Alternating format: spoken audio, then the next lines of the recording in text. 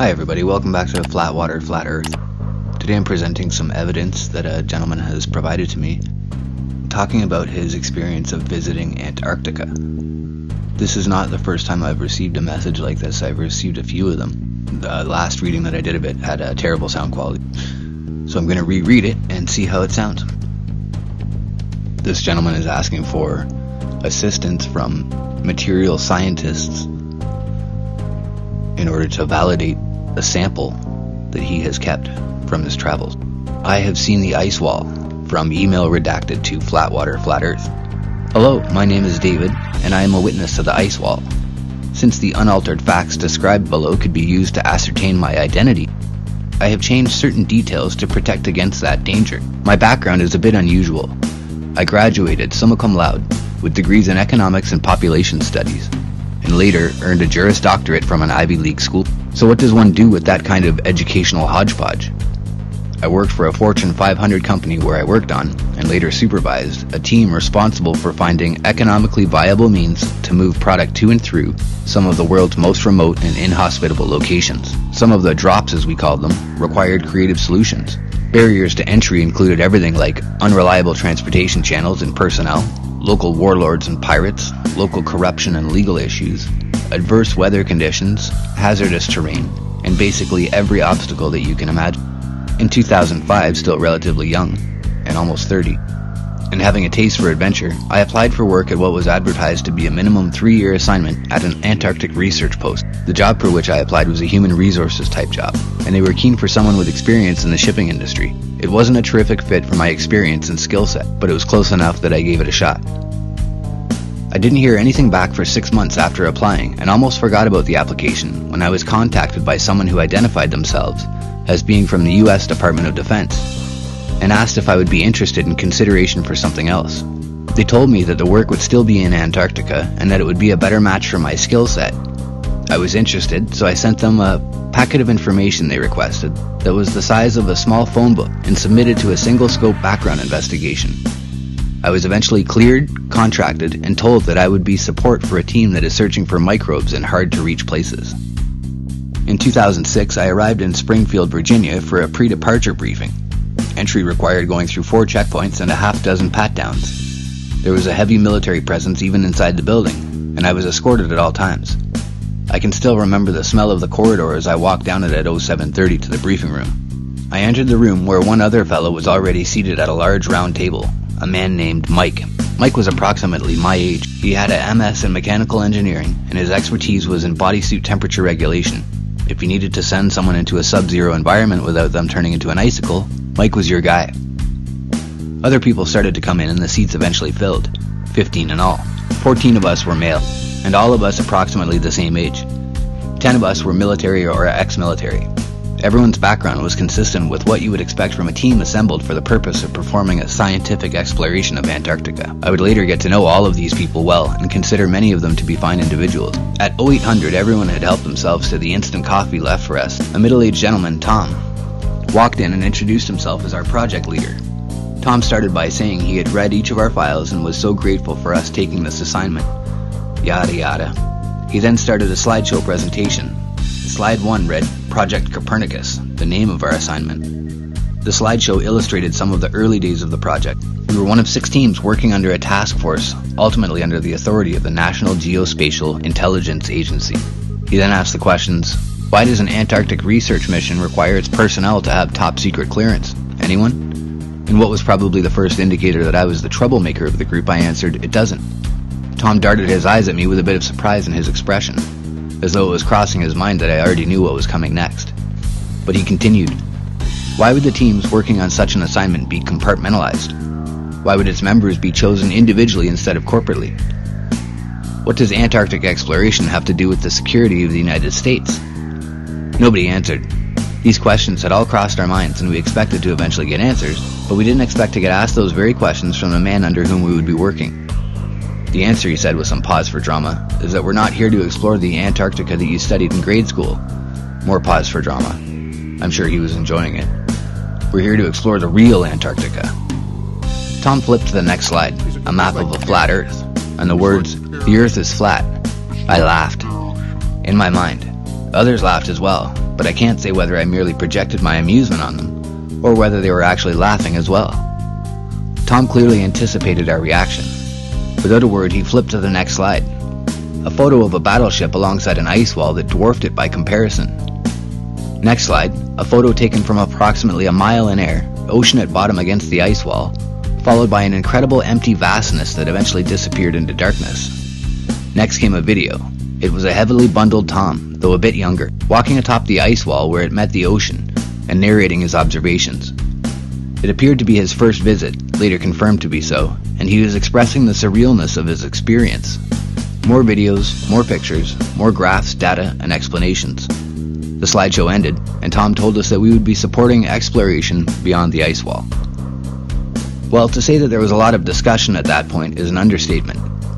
We didn't know if this was a joke or a test, if Tom was just a lunatic, or if we and everyone around us had truly been fooled all of our lives. I had been programmed, and this data did not work within the confines of that program. I had to see it for myself. 2 weeks later, I did. The team traveled by ship. The journey was incredibly long. The days kept getting colder. Eventually, we reached the wall. The first thing that struck me was that it was so irregular in height and shape. The illustrations and videos that Tom showed us seemed to illustrate a uniformity about it, but seeing it in person revealed that this wasn't the case. Some sections of the wall were sloped, while others were not. I would describe some areas to be 2 to 3 times the height of the Washington Monument, while others appeared to be much taller than that. On this particular visit, I did not leave the ship and therefore did not see things from atop the wall, but I can confirm that the wall is gigantic and appears almost infinite. This just scratches the surface of my experience and observations. While 99% of my work was performed from behind a desk, I saw things and learned things that would blow your socks off. The first question is whether the Earth is flat. It is. The second question is whether the world as we know it is surrounded by an ice wall. It is. The third question is what is beyond the ice wall. We have a tiny sliver of the answer to that question, and the little bit that we know is astounding. I've kept this to myself long enough. I'm tired of the lies. Mostly I'm tired of seeing the wrong people prosper because of those lies. I need help. I want to get this story out, and I need to do so safely. I'm not keen on being locked away for violating my security clearance. I expect to be vulnerable to harassment or harm by private individuals, foreign governments, and probably my own government as well. I'm writing this from a laptop that I purchased with cash 2 years ago and haven't used until earlier this week. I am in a parking lot outside a motel using their free Wi-Fi. I've gone over this message in my mind for years. I thought about posting to YouTube or sending it to media outlets, but I can't get myself into a situation where I've given up my freedom so that a total of 100 people can hear my story and disregard it. I am not a paranoid person, and I do not live my life in fear, but I don't believe in taking unnecessary risks. I knew that I might someday need or want sound evidence to back up my story. Photos can be fake, documents can be forged, witnesses can perjure. I'm not about to let myself be dismissed as a lunatic or a liar. So let me ask you, what would you do? I did something, and it doesn't involve photos. I have verifiable proof of my journey and where it led, but a premature disclosure or release could undermine my ability to authenticate it. I hope to soon be in a position where I can disclose it. I don't enjoy being cryptic. As the operator of a YouTube channel, I am hoping that you could offer some suggestions for getting this story out. My goal is to use the audience to get attention, but also to find reputable and sympathetic chemists and material scientists with the knowledge and access to technology needed to perform a qualitative analysis of something acquired from beyond the ice wall. Please let me know if you can help. Thank you. David. End of message. So as I said earlier, other people have sent me messages similar to this before. When they did that, I didn't take the opportunity to record what they had sent me and keep it for posterity, so this time when this message came in, I thought that I had better keep a copy of it and share it with you guys. There is what David has sent me. I hope this was interesting to you and informative, if nothing else. Thanks for watching, guys.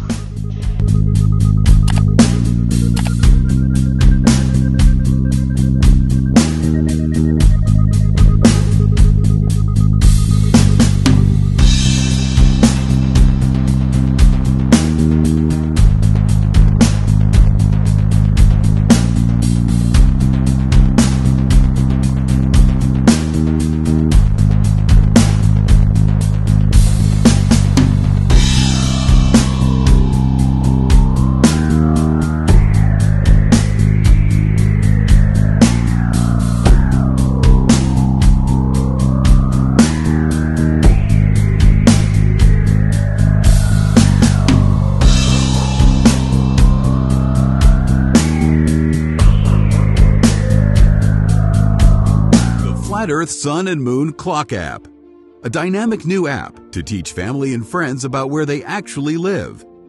The sky is a perfect clock. The sun measures the hours and days. The moon measures the weeks and months. The star constellations measure the seasons and years.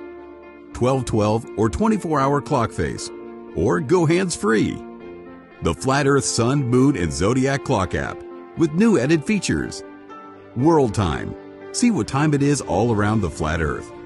A true Earth compass that shows true navigation across and around the flat Earth plane. Weather.